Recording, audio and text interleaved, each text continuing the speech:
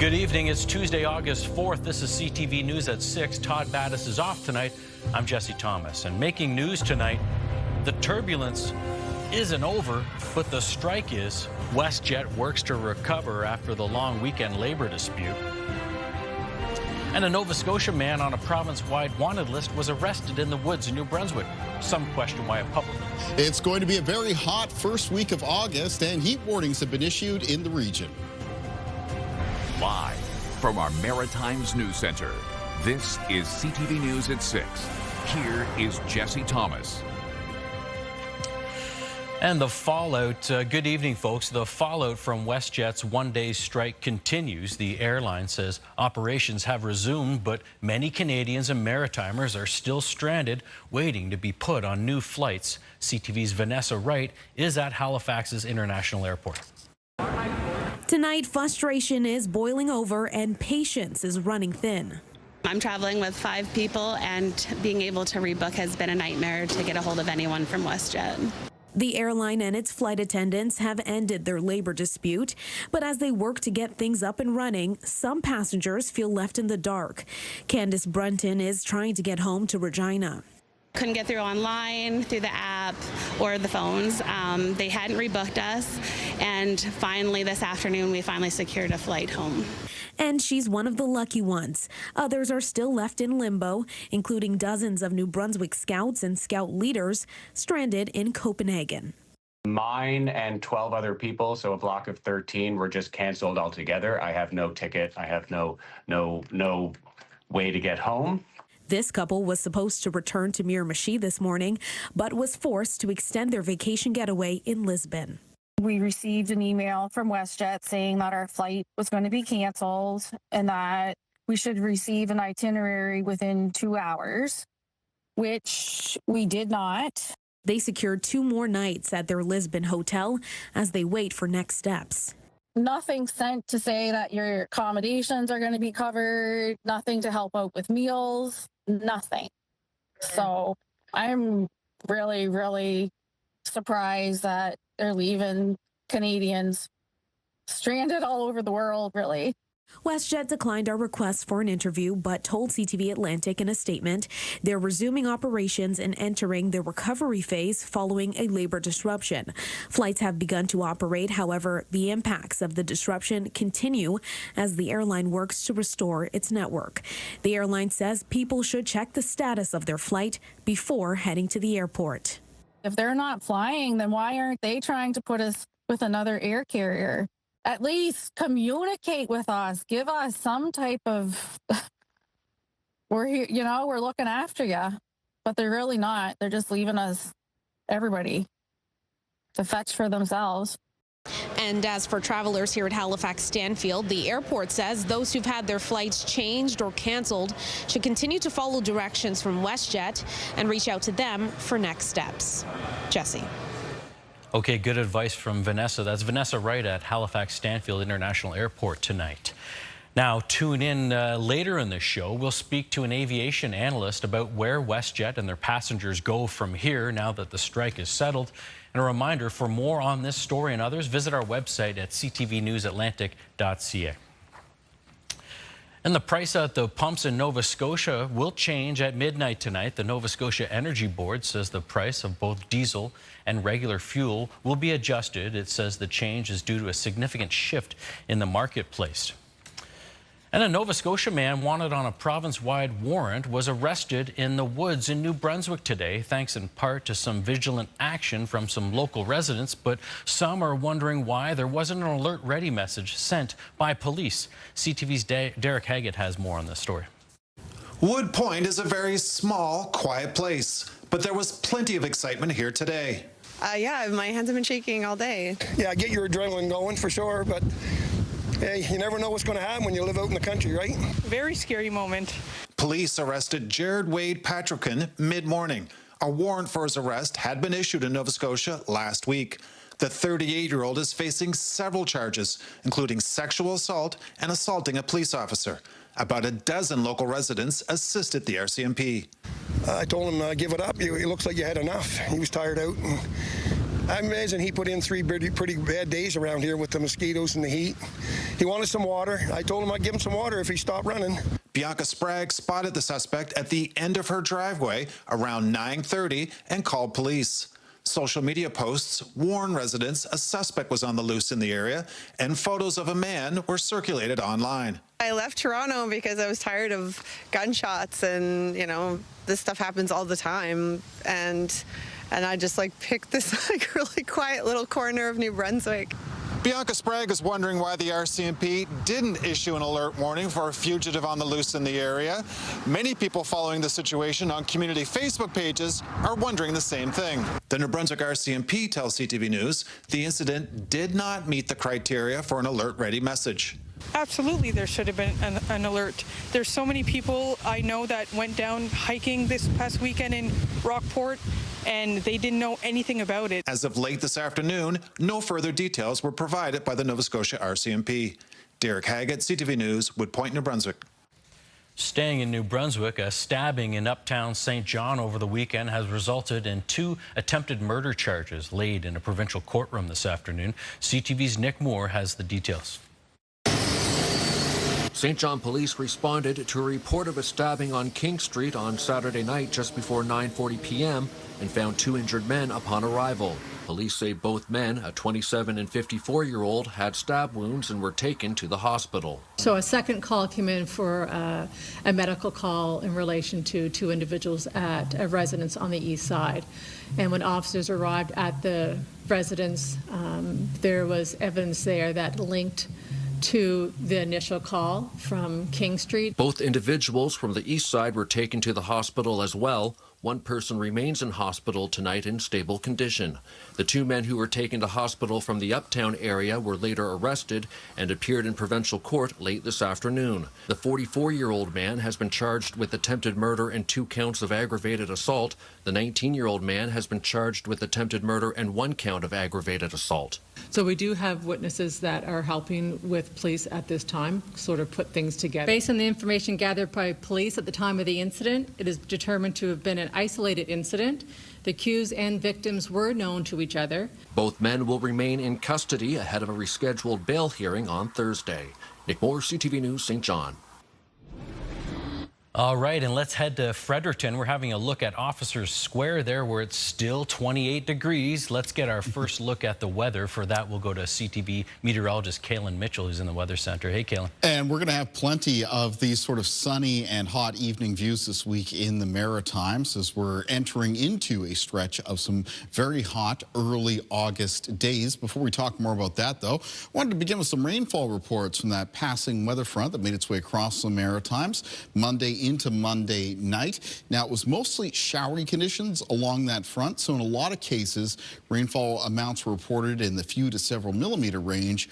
But because those showers did have a lot of moisture to work with, the higher levels of humidity around the Maritimes, in some cases they became steadier or even heavy at times and managed to produce some localized rainfall totals in excess of 10, 20, and in a few cases even close to 30 millimeters. Now, it was nice to get some of that wet weather and have that front move through.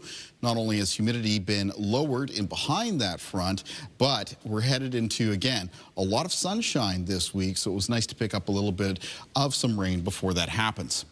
This all comes down to a ridge in the jet stream. It's currently positioned over parts of Ontario and Quebec, but it is moving towards the east. So we're going to be getting underneath that broadening ridge as we make our way through Wednesday, Thursday, and Friday. And that's really going to be the peak of this heat. And there's been some heat warnings that have been issued for all 3 maritime provinces. Now, for tonight, it's going to be very clear skies and very warm temperatures. Makes it pretty ideal conditions for some night sky viewing. It's a waning gibbous moon, 66% illuminated. That'll be above the eastern horizon with planet Saturn by around midnight. Venus, a little bit earlier this evening, will be setting on the western horizon. And the Perseids meteor shower will approach its peak August 12th to 13th. And the radiant point for that is high over the northeastern horizon, though the shooting stars produced by that meteor shower can be spotted at any point in the night sky. Got to be a little bit lucky and patient, though, to catch one of those. I'll have more on the forecast, Jesse, when I'm back a little bit later on. Right on. A hot week ahead. Thanks, Kaylin. We'll see you for your full forecast in about 15 minutes for those keeping track of time at home. Now to Nova Scotia. A car crash left some people in the dark in the Annapolis Valley this morning. It happened around 5 a.m. on Pleasant Valley Road in Berwick North. A Hyundai Kona struck a pole while trying to avoid a group of deer. Nova Scotia Power attended the scene. There were no serious injuries reported there. And motorists in Halifax will soon have another major road construction project to get around. Next week, inbound lanes on a section of Bayers Road will be shut down until 2028. As CTV's Jonathan McGuinness tells us tonight, it's all to expand dedicated bus lanes. For the next 2 years, motorists heading onto Halifax's peninsula along Bayers Road will have a decision to make on how to get around another construction project. I think there will be disruptions. Work to widen the stretch between Connaught Avenue and Windsor Street will be closed to inbound traffic. Outbound traffic will not be affected. This section of Bayers Road will have a total of 4 lanes. 2 of those on the inside will be for general traffic, 1 in each direction. And on the curb side, there will be dedicated bus lanes. That will connect with bus lanes already in place on the other section of Bayers Road. Transportation professor Ashan Habib hopes the city continues to expand bus lanes. It needs to extend it far beyond the current plan to connecting to the Scotia Square area, downtown core. But that is down the road a few years. So with 40,000 motorists using Bayers Road every day, right now residents on side streets are concerned about increased traffic through their neighborhoods. I don't know what we can do. It would be nice if we had a couple of speed bumps. City officials say they're working with the contractor on a traffic plan that will hopefully keep vehicles off of small streets. We're certainly trying to make sure that the vast majority of traffic follows the marked detour route that goes on the more major routes through the peninsula. The project is costing a little more than $17.5 million and coincides with major work being done on the Windsor Street Exchange. And Jesse, there is some minor prep work going on here right now, but this section of Bayers Road is actually going to be shut down sometime starting next week. Now, as for that 2-year timeline, Jake Fulton with the city tells me that's because Halifax Water is going to get in here and do some upgrades to their pipes while this is torn up, and that will cut down on disruptions down the road. Jesse. That's Jonathan McGuinness on the traffic beat tonight, reporting in Halifax. Thanks for that, Jonathan. Now, sticking in Halifax area, those living along a stretch of road in Halifax are sharing their concerns tonight about getting into and out of where they live in the event of a major event like a wildfire. They've asked the city for help, but will they get it? CTV's Emma Convey has to answer that question with the story. Debbie Miller has lived in the Pockwalk corridor of the Hammonds Plains area for over 30 years. She says getting in and out of this community has always been a challenge, but the 2023 wildfires shed a light on a bigger problem. People just barely got out during the fires, and that was 3 years ago. And it was a struggle, and it is only by luck that people didn't die.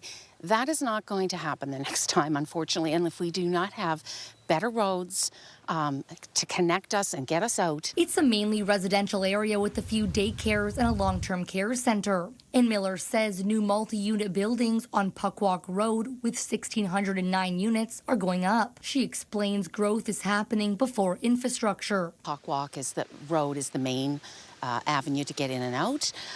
There is like a secondary that we can get through Glen Arbor, but it's only 800 meters from the Puckwalk Road, so it's not really ideal at all.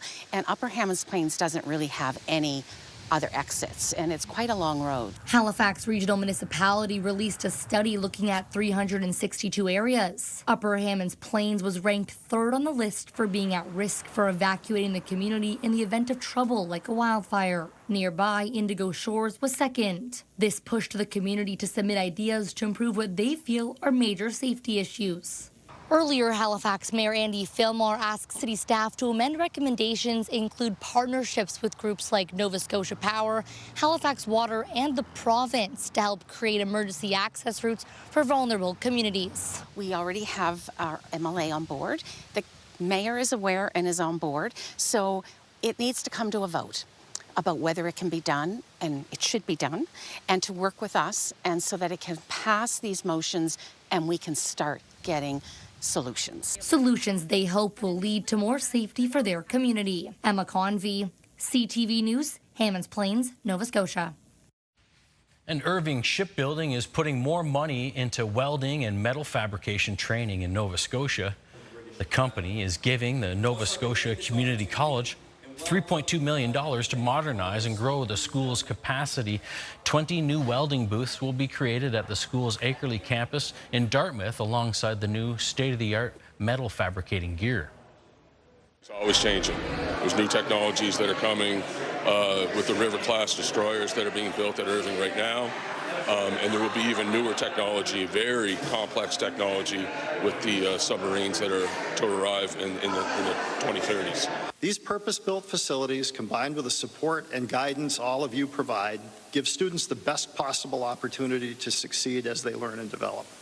Your work and these resources are building the future of Canada's marine industry, and I'm proud of the results delivered by Nova Scotia Community College through our long-term partnership. The welding and metal fabrication shops will now be named after Irving Shipbuilding. The company is a major contractor for Canada's new warship fleet. And in other news, a Fredericton mother has found a permanent way to communicate with her nonverbal son through a tattoo. A video of him using it has gained over 1 million likes online. CTV's Anna Mandan spoke to the mother and reports on why her tattoo means her son can now whisper. C-A-R, car. It may seem novel, but this keyboard tattoo is opening up a world of communication for Jessica Fletcher and her 11-year-old nonverbal son, Hunter. When we remove communication barriers, we're giving non-speakers the chance to show us who they really are. Hunter is autistic and until last month communicated almost entirely through a virtual communication device. But that all changed when the device died while they were at a restaurant. I got a piece of paper and I wrote the alphabet, and he kind of got a little frustrated. He flipped it over and started writing the keyboard, and he fake typed on the keyboard to tell me what he wanted to eat. Inspired by that interaction, she wanted to make sure he had that access everywhere, like at a splash pad where technology may not be suitable. That sparked the idea for me that I can't limit him to technology because technology does fail us. That decision is having a big impact. A video on her keyboard tattoo has gained over 1.5 million likes. She's now partnered with a local business to create shirts with keyboards on the sleeve. Students at his school want shirts with it on the sleeve so he can talk to them on the playground and be able to whisper and tell secrets. That's garnering positive feedback nationwide. Maddie Dever has autism, is the parent of 4 autistic young adults, and chairs the National Autism Network. Dever says alternative forms of communication are important for nonverbal people. So many people, when they're given the avenue that works, oh my God, we find out how intelligent these kids are. As for Hunter, his mom says the tattoo has another benefit. He has the ability to talk to me in secret, which is very important for his autonomy as an individual. Forming a permanent connection between mother and son. Anna Mandan, CTV News, Fredericton. Still to come, a clear, warm night ahead. Kaylin returns with a full forecast, and later we'll take a look at the record-breaking weekend for the new Spider-Man movie. But up next, the latest on the war in Iran. Trump administration officials today touting progress in talks with Iran, what the Iranians are saying, and what it could mean long-term. I'm Olivia Rubin with those details coming up.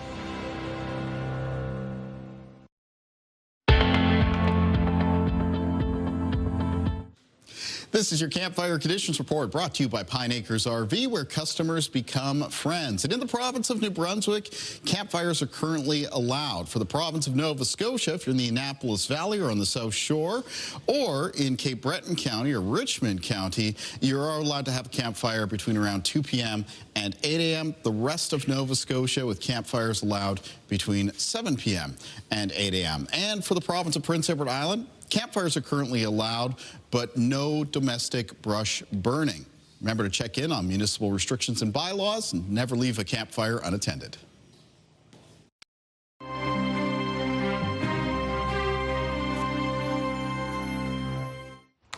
Welcome back. Potential progress in the Middle East today in the U.S. War with Iran. Both the U.S. and Iran are praising talks currently underway to try to reopen the Strait of Hormuz. Though no word about a possible end to the war, ABC's Olivia Rubin has details from Washington. Today, the Trump administration touting progress in the negotiations between Iran and Oman to reopen the Strait of Hormuz. Suffice it to say there's been progress made in those talks, but not finality yet. We're hoping that will happen very shortly. On CNBC this morning, Treasury Secretary Scott Bessent with an even more optimistic timeline, saying a deal could come as soon as today. I think there is a chance we may have a deal today or tomorrow to open the strait and move towards a more normalized position in this conflict. An Iranian spokesperson in a statement calling the talks, quote, positive. President Trump leaving the White House today for California, 24 hours after issuing a warning to Iran, saying this is their last chance to make a deal. I think we're going to maybe get something, but I want to give them every last chance before decapitation. Trump saying reopening the strait would be phase 1. He says phase 2 would take even longer. The second phase will be the denuclearization, and that'll take a little while. Olivia Rubin, ABC News, Washington. Get the Maritime's top stories, breaking news alerts, and watch live. Download the CTV News app. And here in Nova Scotia, a massive ship in the Halifax harbor turned heads this long weekend. The German naval training ship stopped in the city as part of one of its longest voyages in decades. But why did it call on Halifax, and what did people have to say about it? CTV's Callum Smith was at the waterfront and has a story. Measuring over 81 meters long and having been a training opportunity for more than 18,000 cadets, the Gorchfock is a German icon. Its captain says stopping in Halifax is important to honor 75 years of Canadian-German relations. But more than that, we also have a very strong Canadian-German defense cooperation. This is one of the ship's longest voyages in decades, starting back in early April, featuring stops in France, Spain, Bermuda, and several American cities for Sail 250 activities, and racing her 3 active so-called sister ships. While the original Gorchfock is now a museum ship, long lines formed to get a closer look at this one, launching nearly 70 years ago. Unbelievable that we get so much attention here in Halifax. I mean, we are here just for us, for regular port visitors. No sailing event, no other tall ships. People come to us just to see and visit Gorchfock. That's a great honor for us. Climbing aboard was a unique opportunity, especially for this German man who calls Canada home. A piece of home, for sure. I thought, I got to go on there. It's once in a lifetime, and how is the chance coming from BC and all of a sudden see the Gorchfock here? It's like, wow, incredible. But beautiful ship. It's also taught cadets soft skills, says midshipman Eric Schultz. How to get used to sleep deprivation, how to get used to pulling on ropes all the time. I mean, setting the sails, it's all manpower. So you can't just say, no, today I'm not feeling like it. You just have to do it. The ship is relocating to HMC Dockyard for a crew swap and 2 weeks of training before departing for Iceland, then home. Crossing the Atlantic, North Atlantic, during that time is quite something. We will expect high winds and high seas, of course, and therefore that's nautical-wise probably the most challenging part of this whole journey for us. Callum Smith, CTV News, Halifax. Quite a sight. Now, still to come tonight, lots of heat this first week of August. Kaylin will be back with all the details after this TV timeout.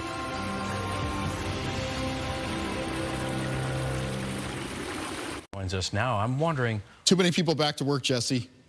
Can't see anybody on the beach right now. I don't really know. and not many people in the water either. I'm wondering if it's the water temperature.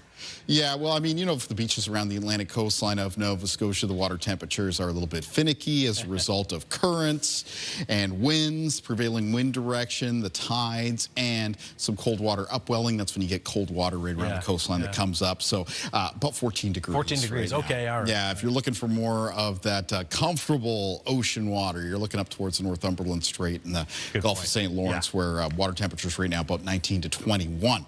But we're going to switch from talking about water temperatures to talking about air temperatures and humidex values, because it is going to be a hot first week of August for the Maritime region. We have heat warnings that have been issued now for all 3 Maritime provinces. This happened this afternoon by Environment Canada, and they're calling for some fairly widespread high temperatures over the next 3 days, so all the way into Friday, between 30 and to 33 degrees. There will be more moderate temperatures on parts of the coast, and humidex values that can make it feel mid to high 30s and some maybe even close to the low 40s. And the overnight temperatures are going to be plenty warm as well. Lots of lows between around 15 and 18 degrees. Some will be much cooler than around 20. And take into account, again, humidity in the air, which isn't too high right now, but will be getting higher towards the end of this week. The overnights are going to be feeling into the 20s for most of the region. So those are the warnings that are in effect. Let's take a look at the setup. And we talked about this earlier, but it's a ridge in the jet stream and some very hot temperatures underneath it. And that is drifting towards us as we make our way throughout this week. And for tomorrow, some of the high temperatures could actually challenge some standing record highs for an August 5th. I have some of those record highs, the standing ones at least, represented here through the white numbers, and then through the yellow, it's my forecast high for tomorrow. So a couple locations here, Fredericton, Moncton, the standing record highs, both 33.9 degrees, and I have a high temperature forecast for both those communities, around 34 for tomorrow. Miramichi, standing record is 35.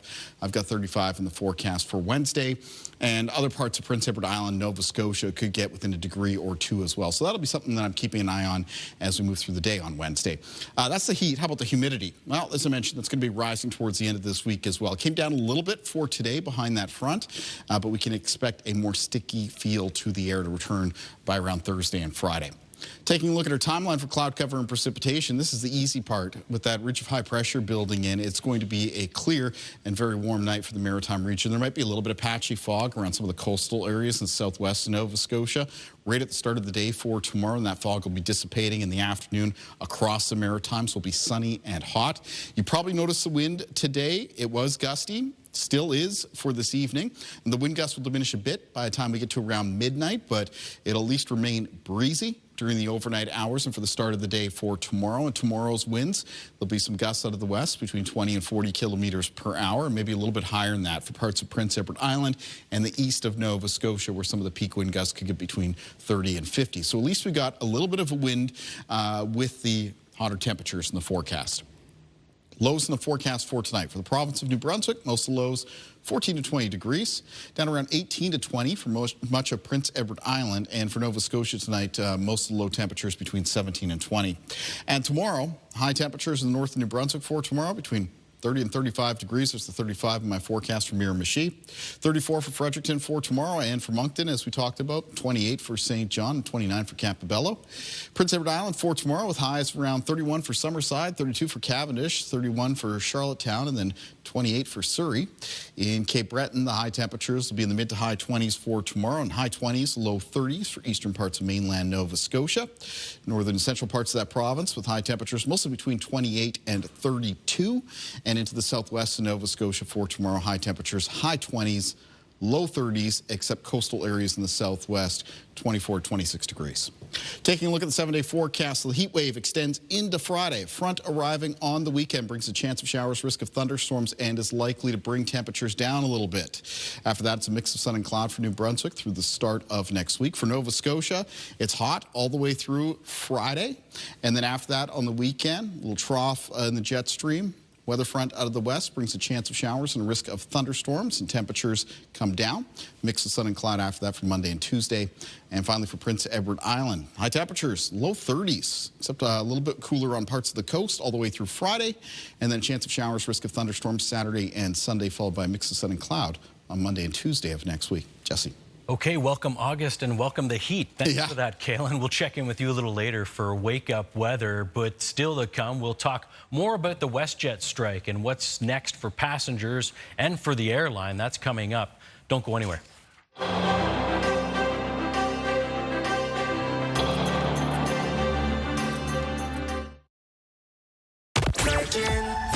Okay, so coming up on the show tomorrow, another chance to win some tickets to get to the Great Outdoors Comedy Festival. Good luck. As well, we have your chance to win tickets to the Halifax Seaport Beer Fest and Fizz Fest. Join us.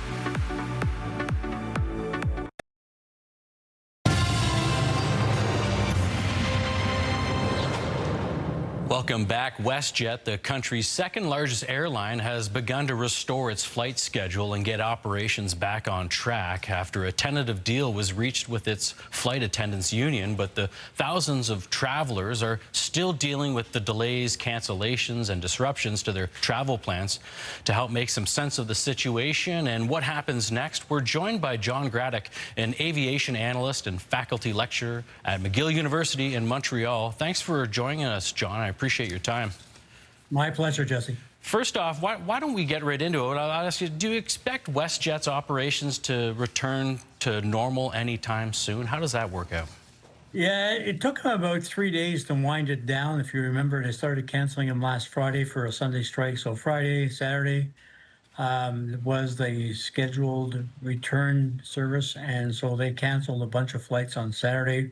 Of course, Sunday was a total cancellation, and then Monday, I think yesterday they operated somewhere in the range of about 50 or 60 flights. Today they've really cranked it up. I'm not sure how many they're going to finally do. We'll let WestJet give us the totals later on today. But I figured it'll take them another couple of days to get everything back in place and to get those flights that were scheduled and which are already full, to get those flights operating. So they should be back to a regular mode sometime at the latest Thursday. The cabin crews, they went on strike Sunday, and then we heard late Monday of this deal. So some might wonder, why does it take so long for an airline to recover after such a short strike? But it sounds like it's just an operation that's just so big. But at the same time, there's not a lot of airlines that operate in the country to this size. Is that a factor? Yeah, you're talking about 160 airplanes that were, for all intents and purposes, parked in either Toronto, Vancouver, or Calgary for the most part. But WestJet's schedule is over 70 different cities in Canada, so they've got to get the airplanes out of those locations where the airplane was secured, and then flown to those destinations across the country and around the world, literally. So they've got to. It takes a couple of days. They got to get the crews, the flight crews, the captains, the first officers, and then all the flight attendants positioned properly so that when the schedule does, operate with a full passenger load, come either Wednesday or Thursday, that everything is the way it should be. So it's taken them a few days to get all the logistics in place. A lot of moving parts in behind the scenes, but I often think of the cabin crew, the flight attendants. They're kind of the face of these companies, right? And I'm just wondering about, though, the people, the passengers who have been impacted by these cancellations and delays. Do the airlines ever cooperate in situations like this? Like, say you're stuck in Germany. Could you book a flight on Air Canada and say, have WestJet pay for it or something like that? What do you see happening behind the scenes? That's the deal. That's the regulations. The regulations are such that, they would, in fact, WestJet would be looking to find you a seat on a carrier, on another carrier, competitor as well as a partner carrier, and you have to get home within 48 hours of your original time frame. Those are the rules, and they have to do that. So, they're scrambling to find these alternative routings, and if they can't find it, if the itinerary they present you is not acceptable to you, and you find it's too late, or you're going all over, all over the world to get to your destination, you have a choice of basically accepting a full refund in cash, not WestJet credits, but in cash, back on the original form of payment that you made, and no withholding charges, no cancellation fee, no change fees, no nothing. So the rules are very clear in terms of what it is and these are all WestJet's responsibilities. So, WestJet has to buy you the ticket on the other carriers, and they have to get you to the airport where the flights are going to be operating. So it's a lot of work. You've got close to 300,000 passengers who have been affected by this strike.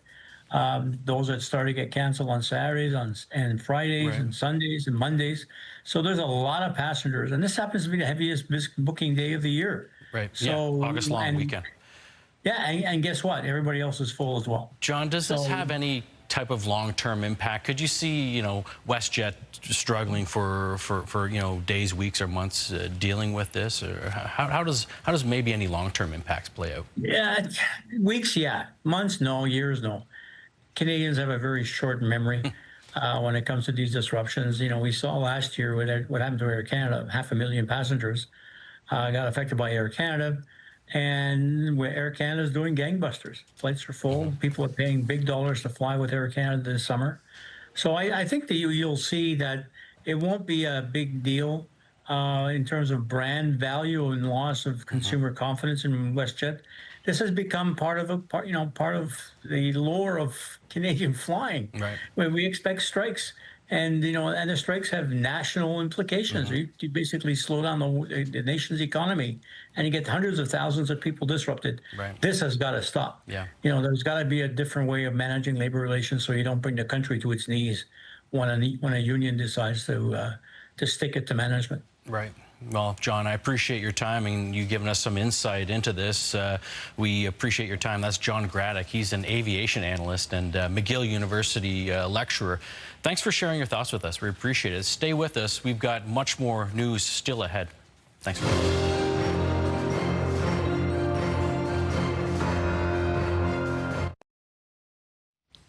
And in the Lifeline tonight, how AI could help reduce preventable cases of delirium in Canadian hospitals. CTV's Amanda Devison has a look.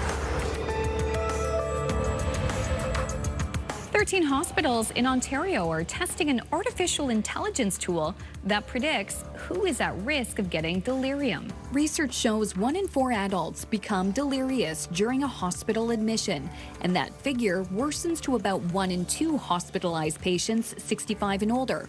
Almost any medical condition can lead to this acute brain failure, which causes a patient to suddenly be confused or hallucinate or be aggressive or sleepy. Doctors in Ontario created an AI prediction calculator that suggests which patients to prioritize to try to prevent from getting delirium. Experts say up to 40% of delirium cases can be prevented with proper sleep, hydration, nutrition, and mobility.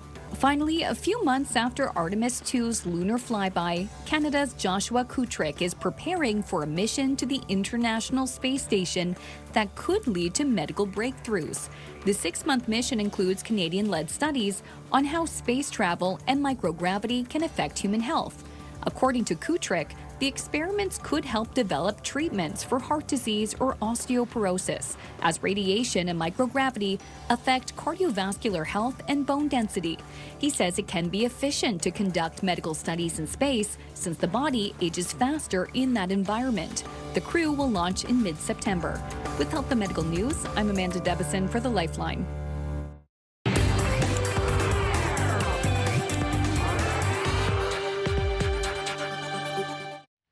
And from the Lifeline to the scene now, with the biggest movie in the world right now being Spider-Man, Brand New Day. Tom Holland and Zendaya are the real-life couple starring in the film, which just made box office history. ABC's Sophie Flay with more on the Hollywood's power couple. Really? All eyes on the billion-dollar couple at the center of the blockbuster Spider-Man Brand New Day. Oh, you two don't know each other? No, I'm a neighbor. Friendly neighbor?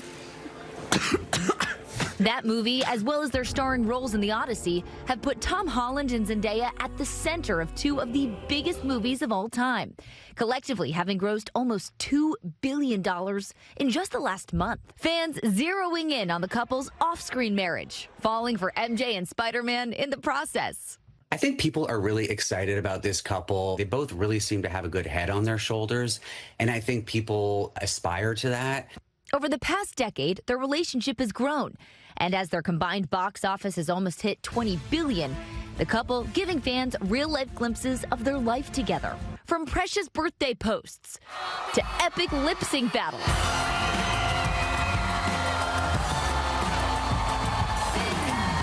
To helping each other get out of speeding tickets on the way to a spin class. We were going a little fast, we were running late, and they recognized that he was Spider-Man. And we were fine. We got a warning. So you say she is the best actress out there? I truly believe so. I've seen her work for the last 10 years, and she is absolutely fearless with the way that she takes on characters. Come on, pretend like you're not the happiest you've ever been in your entire life. I can't. The couple joining a short list of Hollywood romance royalty that have driven box office sales. People love to see a real love story play out on screen through characters that they play. I mean, this goes back to Elizabeth Taylor and Richard Burton in Cleopatra. Sophie Flay, ABC News, New York.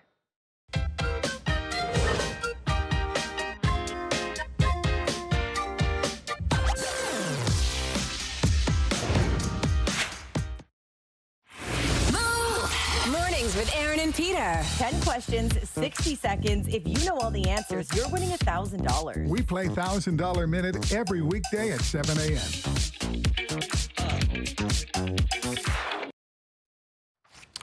And on to the markets. The Dow ended the day up 907 points. Canada's trade surplus was bigger in June, hitting $3.9 billion. BNN Bloomberg's Morella Fernandez has more.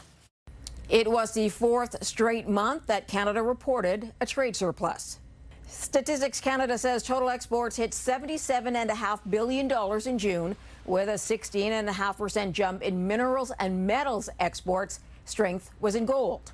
But the country exported 10% less energy.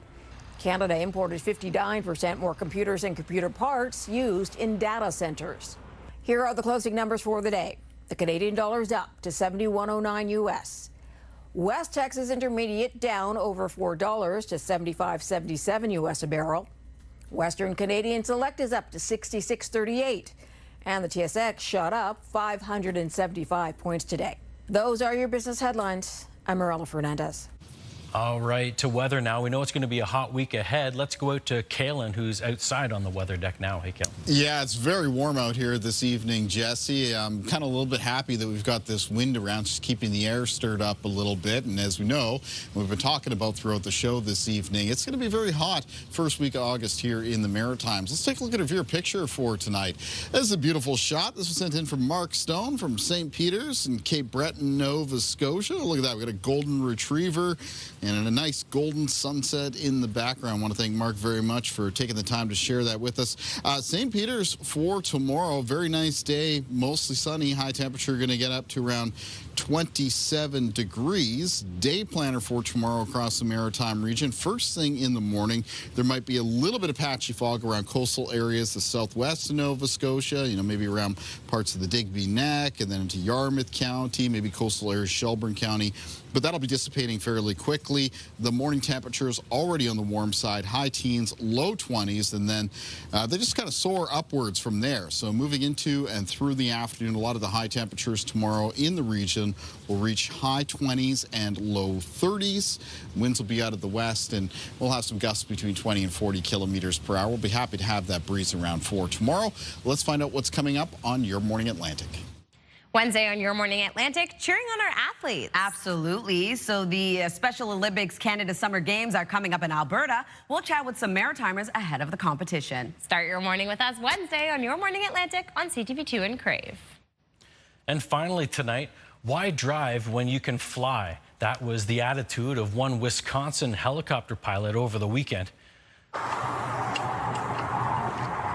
The pilot decided to go shopping at a Cabela's on Saturday in suburban Milwaukee, and instead of getting behind the wheel of a car, the 69-year-old climbed into the helicopter he owned and landed it in the store's parking lot. When asked why he flew, the pilot reportedly said, well, the drive was too long.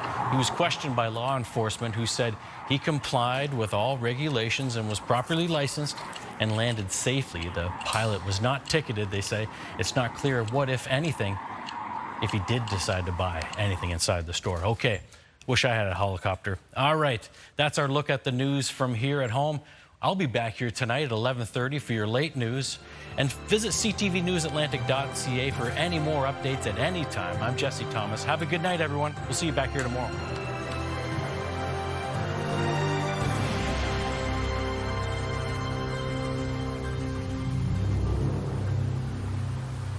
CTV News, the Maritime's #1 newscast. Watch live on Crave.